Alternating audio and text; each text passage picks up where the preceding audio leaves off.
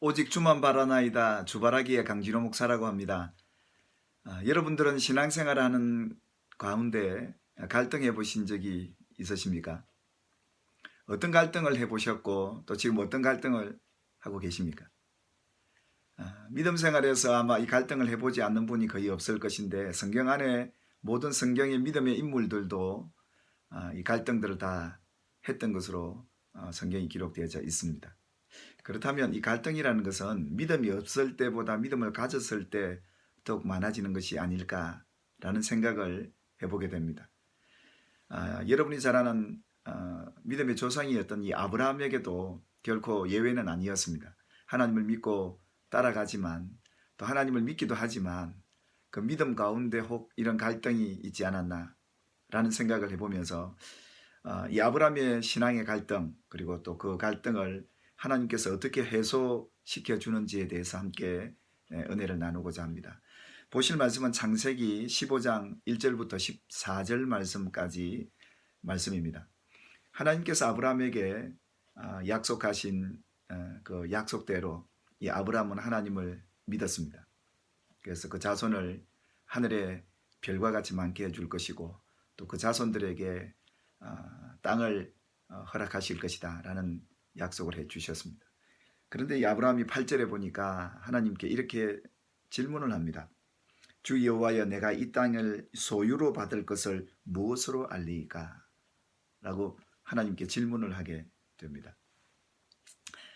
그동안 이 아브라함이 하나님을 믿고 따라왔던 시간들이 흘러가면서 자기에게는 아직도 자기 몸에서 난 아들 하나도 없고 또 자기 명의로 된 땅 한 평도 없는 이 상황 속에서 하나님이 자기와 자기 자손들에게 줄 그 약속의 땅을 소유로 받을 것을 무엇으로 알 수 있습니까? 라고 하나님 앞에 묻습니다. 오늘 이 아브라함의 신앙에 있어서 믿음이 없어서 이런 질문을 했던 것이 아니라 이 믿음을 확실히 갖기 위해서 이런 하나님의 주시는 이 복을, 이런 하나님의 은혜를 어떻게 알 수 있습니까? 라고 질문했던 것입니다. 현실적으로 보면 아브라함은 제로인 것이죠. 아무것도 가진 것이 없고 또 이 땅에 대한 소유를 어떻게 받을 수 있는지에 대해서 하나님 앞에 묻게 됩니다. 그래서 하나님께서 그 질문에 대한 답으로 15장 12절부터 아브라함에게 깊은 잠을 자고 있을 때 또 두려움과 함께 깊은 어두움 속에서 하나님이 나타나셔서 아브라함에게 말씀을 하시면서 뭐라고 서두에 그에게 말씀을 하시느냐 하면 너는 반드시 알라라고 말씀하십니다. 너는 반드시 알라. 아브라함이 가졌던 이 믿음 안에서의 갈등, 현실과 앞으로 되어질 미래에 하나님이 주실 이 축복이 과연 어떻게 이루어질 것인가에 대한 그런 갈등이었겠죠. 그런 고민이었겠죠. 아마 여러분들도 하나님이 여러분과 함께 하셨던 그 은혜를 받고 또 약속을 받았음에도 불구하고 현실 속에서는 그 어떤 하나님의 일하심도 또 내 손에 잡히는 것도 또 내 소유가 되어 있는 것도 만일에 없을 때 아마 우리도 동일하게 아브라함과 같이 고민하지 않을까라는 생각을 해봅니다.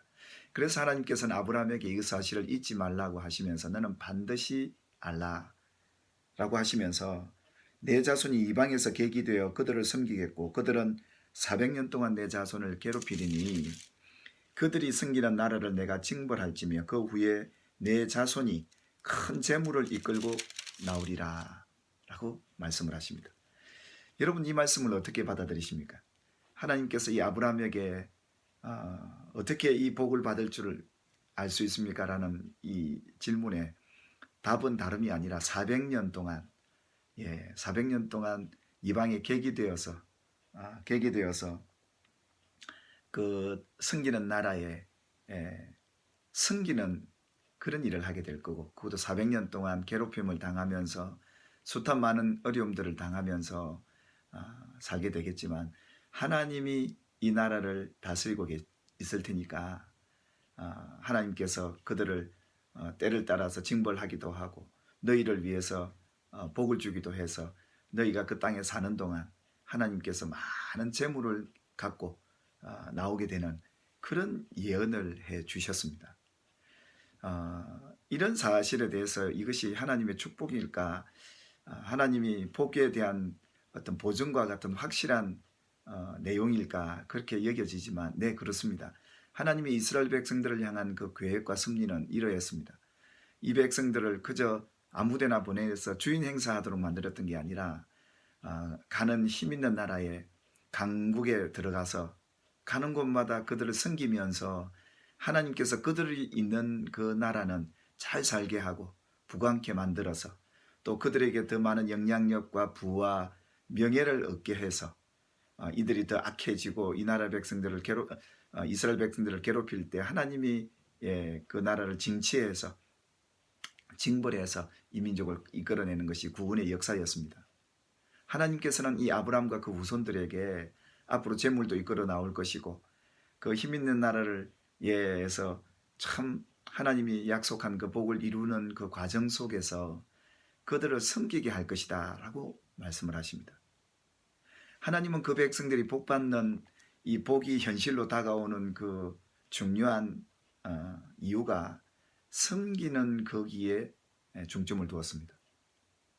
하나님께서 아브라함을 불러내셔서 애굽에 들어갔을 때 자기 아내를 누이라 속이면서까지 살려고 한 이 아브라함의 간사한 그런 행동에도 불구하고 하나님이 그 나라 가운데서 이 아브라함의 보호를 책임져 주셨고 또 그들이 잠시 있다가 나올 때도 재물을 이끌고 나오도록 하셨습니다.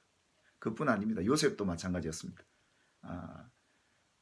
자기 아버지 야곱에게 사랑받는 이 아들 형의 시기를 받게 해서 애굽으로 팔려 종으로 왔는데 섬기는 종으로 와서 그 나라를 섬기다 보니까 하나님께서 때마다 시마다 이 요셉을 지켜주셔서 애굽의 총리까지 가게 합니다. 그러니 요셉이 총리로 있는 동안 온 이스라엘 백성들은 잘 먹고 잘 살았고 보호를 받았습니다. 그러나 요셉을 알지 못하는 세왕이 일어나자마자 이 이스라엘 백성들이 핍박과 공고함을 받으면서 하나님 앞에 부르짖고 또 이 애굽의 사람들은 죄악이 크게 달해서 이 백성들을 그렇게 괴롭혔습니다. 그때 하나님이 이 백성들에게 10가지 재앙을 통해서 모세를 보내서 이 백성들을 징벌하고 이 백성들을 이끌고 나옵니다. 이끌고 나올 때 이 애굽의 백성들이 이스라엘 백성들 때문에 자기 나라가 이렇게 10가지 재앙으로 어려움을 당했다 해서 자기들이 가진 모든 재물을 주면서까지 이 백성들을 이스라엘 백성들을 내쫓으려 했습니다. 그들이 많은 재물을 이끌고 나오죠. 이것이 하나님의 방법이었습니다. 이것이 하나님의 계획이었습니다.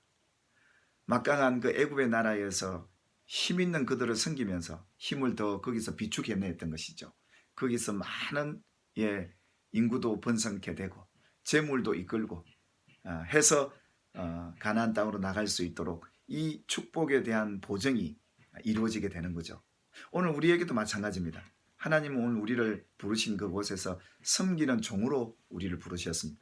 가정을 섬기고 직장을 섬기고 지역을 섬기고 나라와 민족과 열방을 섬기는 종의 사명을 감당할 때 하나님은 이 복을 현실로 나타나게 해주겠다라는 것입니다.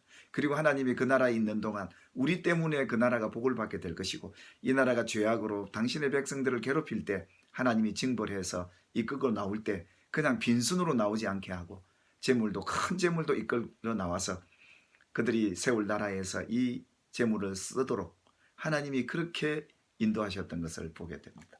그렇습니다. 아브라함의 고민과 갈등이 여기서 해결됐던 겁니다. 그래서 아브라함은 이 이후로 가는 곳마다 어디를 가든지 어떤 현실을 만나도 종으로서 섬기는 자로서 나그네로서 자기 명의로 땅 한 편 갖지 않는 그런 나그네 같은 삶을 살았습니다. 그 이유는 무엇이었습니까?